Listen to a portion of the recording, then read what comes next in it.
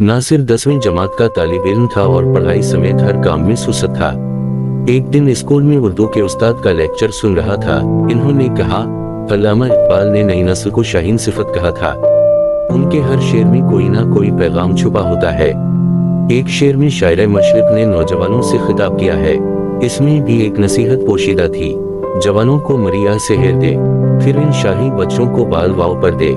इस शेर में अल्लामा इकबाल अल्लाह ताला के हुजूर दुआ कर रहे हैं कि ऐ मेरे अल्लाह, मेरी कौम के सारे नौजवानों को मेरी सुबह के वक्त की वही फरियाद अता करने की तौफीक दे जो तूने मुझे दी है।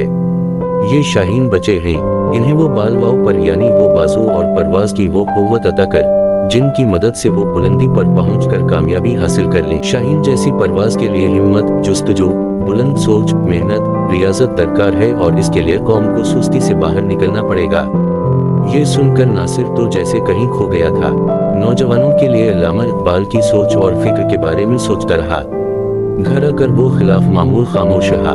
दोपहर का खाना खाने के बाद वो सो गया। ख्वाब में इसकी मुलाकात अल्लामा इकबाल से हुई। इन्होंने धमकी देते हुए नासिर से कहा, बेटा, मैं तुम सबका इकबाल हूँ, उठो और एक नई सुबह का आगाज करो। नासिर की आंख खुली तो उसने इरादा किया कि वो अपने आप को इकबाल के अफकार के मुताबिक ढलने की कोशिश करेगा। हर वक्त सुस्त और लाउबाली सा नजर आने वाला लड़का चंद ही दिनों में बदल चुका था। अब वो सुबह सुबह उठता, नमाज़े फजर अदा करता, फिर सुबह की सैर करता और पढ़ाई पर भी तवज्जो देता।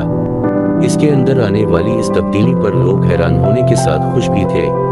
अम्मी अब्बू ने उससे इस खुशगवार तब्दीली का पूछ ही लिया, जिस पर उसने इकबाल के अशार और ख्वाब में आने वाले हजरत अल्लामा इकबाल के बारे में बताया।